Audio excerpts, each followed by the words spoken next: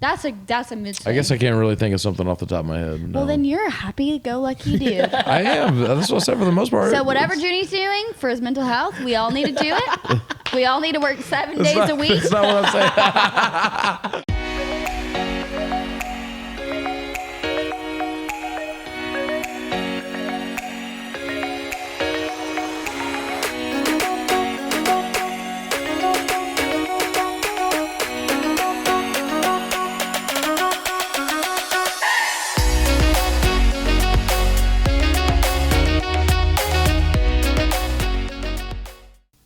You know, whatever, dude. I don't know shit about hockey. The fuck? You just bet on that shit. You just look at the numbers. I give you props, though. You're smart at that. Thank you. One of few things. Yeah, I'm a good bettor. Sorry. Do you want to introduce the show? What's No. the bolt on your head? Huh? The bolt. I just made it. I made this hat. You thought it was cool? Yeah. It is cool. Lightning Is that cord. the hats that you said The hats that I what? you were gonna make in that first season, Yeah. That lasted for a couple months. and then you found it? I found what? What is the point of it again? Point of what? The bolt. I wasn't just making lightning bolt hats. Wait, so did you make that? Yeah, I did make this hat. Okay, so what is the point of the bolt? I don't know. I just thought it was cool. Lightning Not from everything the has to devil. have a meaning. Like, what's your tattoo mean, Junie? Family. The roses? Yeah. Well, the white rose symbolizes love. And then I have the initials of my family on the roses. That's sweet. So, What a punchback. Well done. You got her ass. yeah, because she thought she was She slick. just thought she just want to get you. She's like, what do you like, fucking flowers? Yeah, I do. Good afternoon, friends, family, pets, to the dead homies. Huh? What did you just say? Everyone is listening, okay? I'm To the gonna. dead homies. Oh, that's Stupid ass. Everyone's listening. Welcome to another episode of Making Sense of Adulting. This is episode 10, huh? Oh, we're halfway through You're the the only one season. keeping track. Okay. I see you're so excited about it, Junie. I just don't know what episode we're on. I'm here to talk. I'm here to get my voice. Get your voice. And I did. That's it. That's all he does. And then you'd what? You I do dip? my thing. He just not like a comes, dip. Not like a dip. voice of reason. Not and like a then dip just in your gets out. mouth. Like a. Did you get a haircut, Junie? Like I need one. More like 3 weeks ago, I got a haircut. That's pretty recent, right? No, No. not for me. Wait, what? How often do you have to get your haircut as a boy? Well, Depends 12 your weeks? ethnicity. to keep the cut I like to have, It really depends I where it like to get it every 2 weeks. Every 2 weeks? Yes. How often do you get your hair done? Every week. Every week? You get it every week? Now that I actually make money, yeah, I have no choice. How much does it cost? Oh boy. Like $40. Every week? Sometimes I'll go like maybe a week and a half. Listen. Do you go every week? No, I push it once a month. But like right now, I need it, and I'm only been 3 weeks. What did I just say about ethnicity? Black people have to get their haircut pretty often. I'm dead ass. How many times do you see us at the barbershop? How many times do you see the same black people at the barbershop? Well, I don't go to the barbershop as much as I used to. No, I feel like you y'all used to just religiously go. y'all When I- care. Like y'all look good. Oh well, you I'll know? put it this way. When I was going to the barbershop every 2 weeks, I started knowing people's names. Like I was a part of the community. Like I this felt is like I this was is all I have involved. to say. Like caring. Hi. Yeah. He's stressed. He's working a lot. Cut him a break. Well, I love our barber. I love him to death, but sometimes he gets a little behind, and it's like I just don't have the time because like I work at 9 to 5 Monday through Friday, and then I work on the weekends from 7 a.m. to 3 p.m. So like I just don't really have time to go. It's only like You seem stressed, Junie. I'm very stressed. Well, May is a good month. Good. I was about to transition that too. Yeah. May is a great month for you and everyone else that seems to be going through it. It is Mental issues month. How do you? Whoa. Mental health month. Mental health. Mental health Mental health month. May 1st to May 15th. To the end of the month. Is it all month? It's all month. May Mental Health Awareness Month. Google said. Maybe I read Which it wrong. I think it's important to talk about. Do you guys agree? Yeah, mental health is huge. I mean, I feel like everybody in their own way is going through something mentally, whether like you're going through something for somebody else, like something's going on in your family, whether there's something going on with you personally, or whether there's, like something out of your control with your mental health that you can't control and you have to adapt and live with. I feel like there's something for everybody that, everybody needs a coping mechanism to, get through some of the things that they're going through. Yeah. I think, especially for young adults, we all experience this. Correct me if you don't think I'm right or wrong, whatever. Right. No, don't correct me if I'm right. Just give me claps or. You're lightning sharp. I'm foggy. Okay, I'm going through it a little bit, but All the weather. I don't think that they really talk to you about this like in college. I mean, obviously the real world is hard, but I think like it's just kind of an unspoken thing, and more people are starting to talk about it. It's that transition from when you graduate, or when you graduate high school and you get a job right out of high school, or when you graduate college and you get a job and you enter adulthood. There's a little bit of a depression that comes with it because of the transition. And I think it looks different in everybody. But it's because adulting is hard. Yeah. You know what I mean? Like, it really does hit you mentally really hard. You know what? I mentioned this to one of my coworkers actually like a week ago. I was like, dude, you know what's kind of weird is I'm still not used to the fact that I don't get a summer break anymore. That's all. Like- The same thing. I was like, wait, there is no more summer. There's no summer break. Like It just gets hot. And you really, like, you only get, I don't know how, do you get PTO in your new job? unlimited PTO. Do you get PTO, Junie? Dude, half the holidays I don't even get off for. So it's different. So like half the time, if you take a vacation when you're an adult, one, you have to use PTO days. Well, you have unlimited. Lucky. Hey, my man did the serving game for years. He deserves I put the it. time in for this. Like, Yeah, no, I'm proud of you. I'm proud of you. I deserve it. But I'm just saying, like when you go on vacation as an adult, you can't go on that week-long vacation. You got to cut it down to 4 days, or you have to like space it out, and it's a little bit different. I know specifically for myself, I would go on like multiple vacations during summer, and now I can't do that, and it's Yeah. kind of sad. Yeah, it is kind of weird. Well, so like until I get 2 years under my belt, I only get 5 vacation days. 5? Yeah. Well, per year.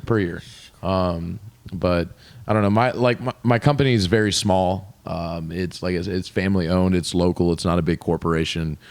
So like holidays that people get off of, like President's Day or Martin Luther King Day, or holidays like that aren't Thanksgiving or Christmas. I have to work through it. Even New Year's Day, I don't get off. And so it's been kind of a burden on me, especially like my girlfriend can get those days off and hang out and stay at home, and I don't.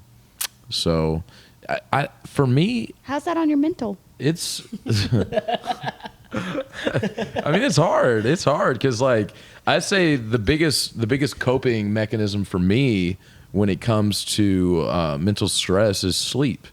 And I feel like I'm at my best when I get an adequate amount of sleep. Like Rodney will tell you, like when I don't sleep, like I'm an asshole. I'm a huge asshole. So I rely on sleep. Yeah, and I think so- some of our best podcasts are. I would come over and you'd be taking a nap and I wake you up right before. and I'd be in a fantastic mood. You had just woken up.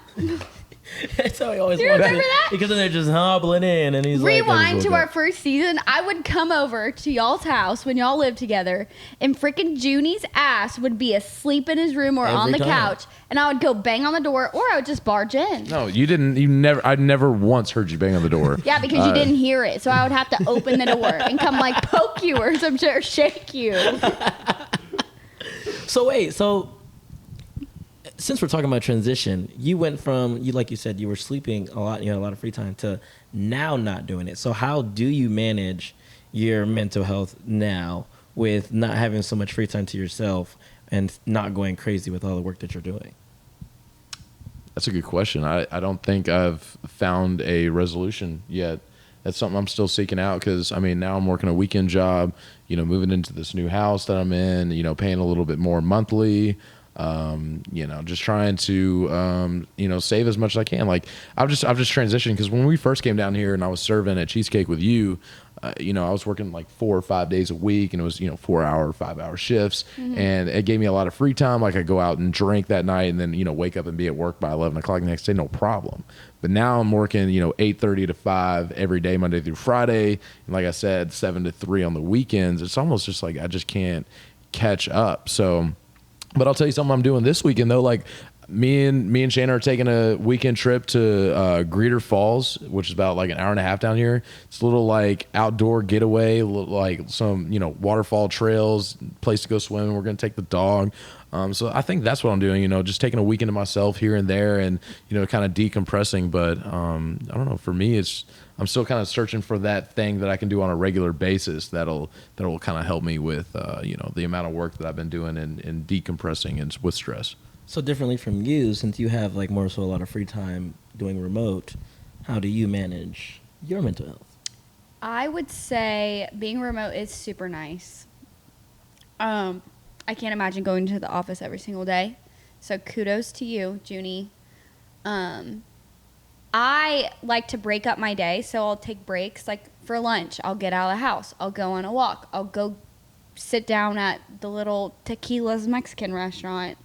I think it's just about changing scenery. And then also I've been trying to eat better because this is kind of cheesy, but I've been doing a lot of research about like what you put into your body. Really, like you want to fuel your body, not I don't just think that's cheesy at all. I think that's a really good point actually. But keep going. Because actually what you put in your body affects you completely. And so you want to eat to fuel, not just eat to satisfy. So I've been working on that, fueling my body and feeling good about it. And then just getting outside, like whether it be take the dog for a walk or go on a walk with Reed or, go walk around some shopping center. Just getting out of the house a little bit because working remote can get depressing. As I was about to say, yeah. Because I sit at the same chair, at the same table, looking at the same screen every single freaking day. And you really do have to take care of yourself because it's not like an active job. Like sitting behind a desk, for your job, do you sit and look at a computer all day? For the most days, yes. Like today, it wasn't all like that. I spent half my day at the office, and then we had a live radio show that I had to go to, and that's how I spent the second half of my day. But I'd say 90% of my job is sitting at a desk. So you understand it too. Yeah, It gets hard. It is a little depressing. it gets real hard, especially when you got to go there. Your head, yeah. I go to the office sometimes, so I have to go once a week, but sometimes I go more. But it can get hard, and I know a lot of people since COVID have transitioned to that remote lifestyle. Yeah. So it's really important to form good habits. Like, even if it's, because I got into a state where I was a little bit depressed when it was colder outside, darker, it's just gross outside. You go into that little bit of a seasonal depression. And I was working from home, so it almost felt like I was freaking Patrick Star, like living under a rock. I didn't see like a lot of my friends. I didn't see y'all for like 2 months. Yeah, we took a big ass break. I was actually in a seasonal depression, and like how I'm trying to pull out of it is like getting into a routine. I was sleeping until like 20 minutes before I had to be on my computer. Like that's not going to cut it. I need to wake up. I need to make my brain active. I need to do something productive for myself. Make coffee, go get coffee, you know, like clear my mind before I start working. And so I'm trying to do like little things like that to help. It's way easier said than done because it's so easy to get caught in a slump. And so I think personally, and I'm totally all for just talking about it, it's like I've had the adulting depression. I have. Adulting is freaking hard, and anybody that says it isn't, they're I lying don't to think you. anybody has said that. I mean, anybody that's making money has had to have gone through it beforehand, so Right. they had to adult as well. Most of the people who are like happy with where they are now are the motherfuckers that are making like bands. So it's really easy to live. So I get that 100%. Yeah. And I think like we're all in the stage. We're still in the stage of grinding, all of us. I think that's what your 20s are for. And then by the time you're in your 30s, hopefully you can just like Have somewhat figured I wouldn't Yeah. say the 20s are for grinding for everybody, because I feel like some people take their 20s to Party. go discover themselves, Yeah. so to speak. I just don't think that that's like a road to success, in my opinion. I think that those people might be some like late bloomers, which I mean, it's fine. It just depends on who you are. But you know, for us, like we're the people that are kind of putting our nose to the grind and getting this done. And this is a pretty hard time. And I think something that more or less I have tried to do, and I think Rodney can vouch for this a little bit, is that I used to not open up a lot about stuff, and I think you've noticed this, because I feel like we've had more conversations than probably like the last 6 months, last year, to where like I'm like talking to you more about like personal things, because what I used to do is like I would like bottle that stuff up. And then I would hit, like one breaking point, and I'd have like one just bad day where everything would just let loose. And you know, fortunately I have this guy to my left, you know, who would help me through some of those times. But like now it's like I'm trying to, and I think this is kind of something that a lot of males struggle with, is, you know, talking about the things that they don't want to talk about. And I think that's true. getting that stuff off your chest, and you know, letting people know that you're going through a hard time, and like talking through it, and maybe asking for some advice and asking for help isn't always the worst thing to do. And I feel like, you know, once you realize that, you know, a lot of other people are going through similar things that you are, it kind of makes you feel like you're not alone in that process. I think it's getting older that it helps that, because, you know, I feel like it wasn't until like I would say December area that I started going to you guys about well, actually no, I mean I think I've always been really good about going to the homies about everything, regardless of how personal it was. Like I would just come and talk to you, even if it was about a girl that I had just met. Like I would just completely come and talk to you about it. So I think as you get older, though, you start to realize that the people that are in your circle and around you start to become a real safe space when you trust them. And that helps a lot when it comes to mental health. Because, I mean, majority of my friends here in Nashville are girls, right? So I can't really go to a girl about a girl problem. You know what I'm saying? Like, as much as girls are like, oh, like if you ever need to talk, just let me know. And I think for guys, it's like you can't really talk to a girl about what a girl's not going to understand from like a guy standpoint. Mm-hmm. So I think as you do get older and having like that safe space of people that will not just be on your side about it, but will be an ear for you is very, very important. I think I've realized that very recently here, because like I said, I go to them about everything now. Mm-hmm. Like that's how it was with my family growing up. It was so easy to talk to my parents about everything, and now it's like I've transitioned from not going to my parents about stuff that I know they're not going to understand, but going to the homies who are in it right now with me or have been through it, that can kind of guide me through like that mentality. Yeah.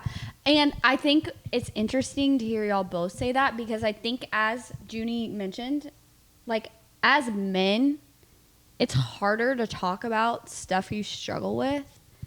And I think it's because of society and how y'all are supposed to be these tough, firm, you know, the rock in a relationship, in a friendship, and at work. Like, you're supposed to be the breadwinner, like all that kind of stuff. And that's a lot of pressure. So for y'all to feel that way and then feel like you can't talk about it, like if you're going through something, like you're having a hard time, you're having bad anxiety, you're struggling with eating, like whatever it is, you know, if you feel like you can't talk about it, it gets worse. And I think for males specifically, I know women probably deal with it too, but we're chatty Cathys and probably overshare to everybody. I feel like it's more of an unspoken thing for y'all that mental health issues are there. Yeah. You know? Mm. Don't you agree, Junie? No, I mean, I definitely agree. And it's just kind of a bad habit that I went through, like, I never really saw, I guess I kind of did. I never really saw my dad always kind of express how he felt at times. And he might listen to this and completely shut that narrative down. But that's just kind of like what I picked up on. And I like just to let things go and to, don't take things to heart or, not really expressing how you feel all the time. And I've kind of found that wasn't really doing me justice per se. And that's why I kind of have taken a pivot about it. And, I'm willing to talk about how I'm feeling and what I'm going through more. And I've seen it, pay dividends. You know what I think? Like, what you're around when you grow up, I think also plays a big factor about how you handle mental health issues. Because now when I think back to all the times that, like, my dad came and asked me, like, I was like, is everything okay? Like, like he made the effort to try to see if anything was going on. And I was always like so insecure about talking to my dad about personal issues for some reason. And it was like I would always go to my mom, which is why I feel like right now I'm more comfortable going to a girl that to talk about my problems rather than, like first going to a guy. And I feel like kind of like what you were raised around might impact that now that I think about it. Oh, for sure. Like if you come from, you obviously, all three of us come from like a supportive household. 100%. But I think that plays a big factor in it. If you've got somebody that comes from a broken home where they weren't supported, they probably struggle with more mental health issues and they probably don't want to talk about it. And they probably shelter themselves, And that is the recipe for disaster, honestly. What do you guys think about therapy? Have either of y'all ever done it? I'm hit or miss with therapy. It's like these people are trained to talk to you about what you're going through, and then I don't know. I get so iffy about like they're like it's for a check, like that's their job. So it's like, is what I'm really saying what you're passionate about because you don't know me, or is it just what I'm saying right now is you just doing your job? Yeah. I'm so iffy on therapy. What do you think, Junie? I think therapy depends on the individual. I think some people actually need it, and I think other people I don't think they necessarily do need it. I think like if you have like a legitimate, mental issue to where you can't harness and control your emotions in certain situations, I think that would be a good use of therapy. Or if you just had, a lot of tragedy around you and you don't know how to cope with that and you need professional help. I just think that there's a difference between like me going through something and like you said, we all grew up with supportive parents. So necessarily we don't have some of that baggage with us per se, but somebody that didn't and somebody that has gone through harder things than that we have can't just go to their best friend like I can go to Rodney. Like they have to, they need to seek out professional help and learn ways to cope with the harder things that they have to go through in life. So I'm going to flip the narrative here because I think therapy is great. I have been myself. And this is how I understand the pay for it. Like some people think it's kind of like a bullshit thing, right? Like, oh, you're just going to talk to me. The cool thing about it, and just speaking from experience and to anybody that's listening, it's an unbiased opinion, which sometimes you don't get that with people that, you love and care about. They're obviously going to lean more towards your side or tell you that you're stupid, even if you're not, So that's really neat about it. And they kind of almost center you and give you tools with how to deal with little things in your life. Even if it's like, why is this making me tick at work? And so for me, I see it as pretty helpful because one, it's an unbiased opinion. they're just solely like listening and hearing, and then trying to give you tools on how to fix maybe that mindset or that thought that pops into your head. And so for me, like, I have gone through some stuff in my past, not with my family or anything like that, but more so in my relationships, and that's why I did go. And I think it's really helped mentally, honestly, for me.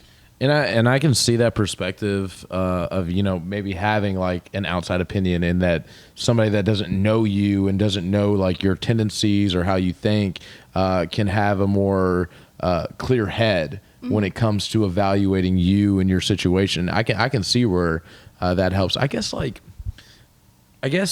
you know, and maybe therapy might be something that I turn to now that, you know, I'm more willing to, you know, talk to people about, you know, what I have going on. And, you know, in retrospect, you know, looking at some of the situations that I've been through, maybe therapy might have been a good way to like get over some of those battles and some of those humps in years past. And it's just something that I've never considered because, you know, growing up, that just wasn't really kind of like a thing that we did. I mean, I think I went to therapy as a child for a couple sessions because I lost my grandfather like suddenly. And you know, when you're in 5th grade and you lose your grandfather who, you know, take you fishing and take you and do things. And it was one of the, like, he died in his early 60s. So it was just like out of nowhere. It was very sudden. And I didn't get to say goodbye either. And that really hurt me at, you know, 11 years old, because at that stage you understand death and like you understand the consequences of it. And that was something that I did for a bit, but I don't think I really dove into therapy like that. I think it comes down to how open you want to be too. Like you said earlier, when it comes to like guys not wanting to like put their stuff out there, I think that's another thing for therapy. Just like, why do I want to go talk to this person rather than just try to figure out the issues on my own type ordeal? And I feel like that's what a lot of people do or struggle with when it comes to therapy. If I say so myself, it's just like, I've always been a person that I want to go figure it out on my own. Yeah. You know, like go find the answer yourself before, or like what teachers used to say, you know, try to solve the problem first. Then if you can't solve the problem, then come up and ask me, and then I'll help you. Yeah. So like that's how I've always been like when it comes to therapy. And I think that's what I've seen with a lot of guys that react that way when people ask about therapy, because it's like a quick. I think it's like it has like a negative connotation to it. Yeah. Because people think that you're like there's something wrong like with you. What's wrong with you? Yeah. I won't lie to you. Like, I've considered it before. Yeah. I've considered doing it. It's just I've never really gotten to that breaking point at this age and at the maturity level that I am at now, to where I thought I've needed it. But is it something that I would definitely consider in the future? I mean, for sure. I've talked to a lot of adults, whether it's, you know, at my job or, you know, friends of friends or, you know, friends of my own that have used therapy, and it's been great for them. And I've heard, you know, raving reviews on how those things can help you, you know, get through certain situations. So, I mean, I'd consider it in the future. Say. I think another thing though is a lot of who you talk to is therapy. You know, if you also consider a lot of people beneficial to what you're going to go tell them or are important to you, that is therapy. You know, like if you go to a random person because they're going to give you an unbiased opinion, you can also go to your best friend that's also going to keep it real with you if that's a safe space for you. You know, like I would trust going to Dooney telling them that I killed somebody. And then because like it's gonna. I sure hope you wouldn't do that, because then I'm involved. Guilty by association. Keep me out of it. No, but like something. Put me on the stand and be like, I plead the fifth.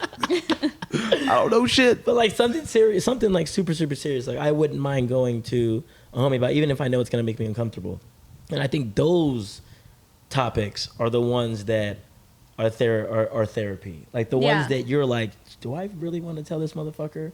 Or like, am I really going to be this open with this person? Or am I going to hold back because I'm afraid of how somebody's going to respond? Yeah. Those are therapeutic topics that are like, they're going to cut you straight. You know what I'm saying? It's not going to be inner sugarcoating in that topic. It's going to be, this is what you need to freaking do. And this is what you're doing wrong. So let's transition a little bit to certain things that we like to do that kind of gives us some mental clarity, like a mental breather when times are tough. and stress levels are high, what do we do to decompress? So I wanted to go back to what you said at the beginning when you were talking about, people in their 20s tend to like waste it by going to go party. That is some people's way of coping with mental health, because I think for me, that's mine. I need to go out to clear my mental health. Like I need to go be around other people to make me, because with Socializing. yeah, because like you're saying about the remote thing, there's times where I'm just sitting at the house. I gotta get out of the house first of all to do any type of work. So I'm glad that we have like an office, but I can't. There's something about being in the house that just makes you not want to be productive. Mm-hmm. So I have to get out. But even when I am done with work, say around like in the afternoon, 12 o'clock, it's like I have the whole rest of the day to go do something. And of course, to others, it's like, oh, I don't have to work. Like, this is fun. But to me, it's like if I'm just sitting in a room with all this time to think, I'm thinking about all the wrong shit. And my mental, like, I'm just like, why does she love me? Like, what the fuck is going on? Like, it's just, you have way too much time to think, so I gotta get out of the house and just go do anything. You have to stay busy. Yes, I got to stay busy to keep So saying. I'm kind of different than that, I think. Like, I need to go lay in bed and close my eyes for 10 minutes or go on a walk and clear my head to kind of decompress. Like, at my job, there's so many uncontrollables, okay? They freaking piss me off every day. I'll get an email or a call or a text that will set me off, okay? My stress skyrockets. And in that moment, I could choose to react very poorly, like beat myself up. But I'm starting to learn, it's like channel that energy into something else and just go, even if I go to the gym and just go run or go ride the bike. Channeling it somewhere else is healthier for me. Now, I can't say I've always done that. Like when I first started my job and I first was dipping my toes into what I do, everything did make me really upset and stress me out. And I noticed like my mental being very negative. And so I think like taking time for myself and channeling my energy in another way is kind of how I cope with stuff. So you want to stay busy and I just want to like, not necessarily like be a recluse, but do something for myself that's going to make me feel better on the inside and like boost my endorphins almost, I guess. Yeah. Yeah, I mean, I have actually recently transitioned because I used to smoke weed all the time, and now I don't. Did you just out yourself to your parents? No, they know. Oh, that. they know. They know Okay. that. But no, I mean that's what I used to do. But and that's what I would do just to decompress. It wasn't like I was like smoking just to smoke or like I needed it to sleep because I used to struggle heavily with sleeping. But now I've started taking like melatonin and like CBD and stuff like that just to kind of like just to get home and to decompress and do that stuff. And I've actually started to read a little bit too, and also write. And not reading as in the books, but reading on things that I'm interested in, like sports articles and stuff like that. And I used to never do that. I always would just like watch YouTube videos or watch a sports show. Mm-hmm. But now I've actually like really gotten into reading and like diving in and like doing research on topics that I'm interested in. Not, like I said, not necessarily books, and then also I've picked up on writing as well. I used to write all the time in college. And it used to be kind of therapeutic to me, and I used to really enjoy it. And people would be like, "Oh, like you enjoy writing, 10 to 20 page papers?" And I'm like, "Yeah, because like, that's kind of like a way to like express myself."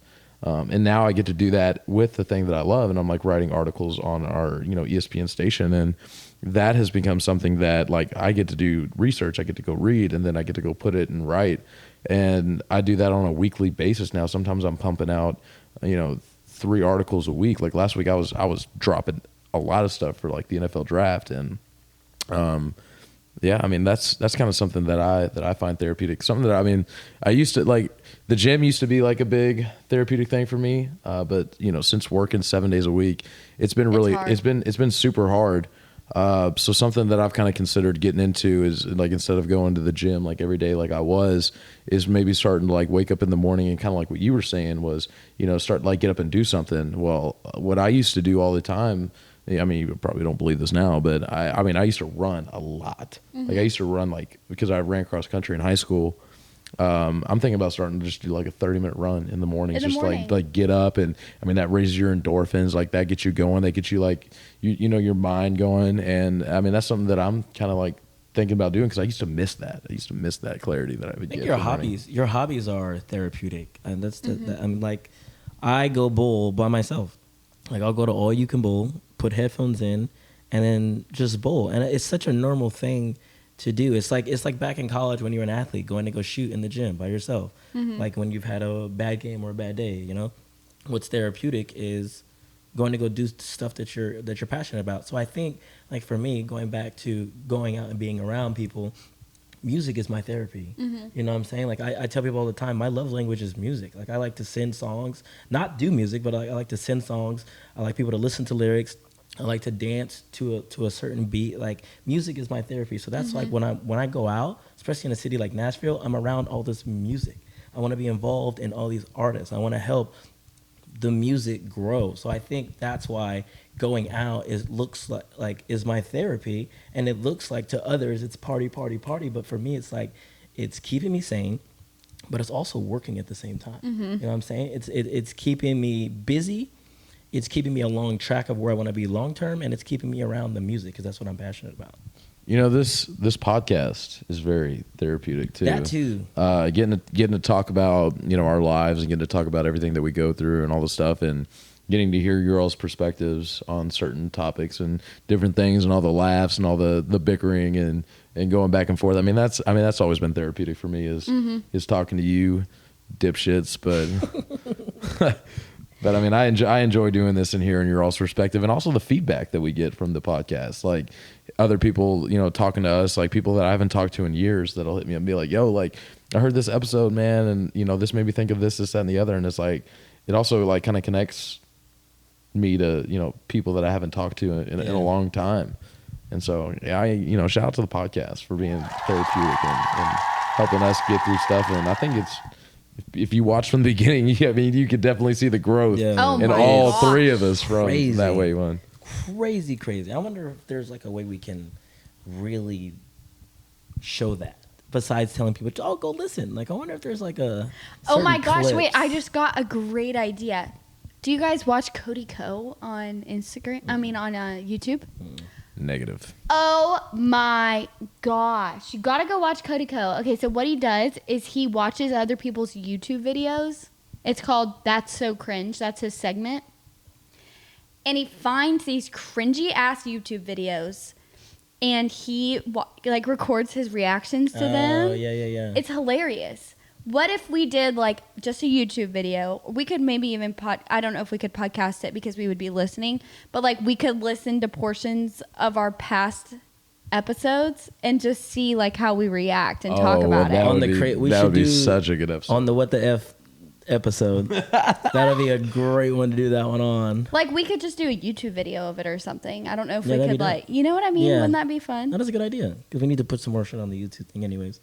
But along with the other mental issues, I did want to talk about bipolar. And I feel like that's, or mood swings, because I was confused on which one I had. But I think it's mood swings. Yeah, because- you're not bipolar because No. then you'd be going to a therapist. Yeah, exactly. I think it's mood swings, but what's funny is about this is realizing when you do have mood swings and don't want to accept it. Because like I will literally be so good for 5 minutes and see something that just ticks me off, and it just completely switches, and I just fucking lose it.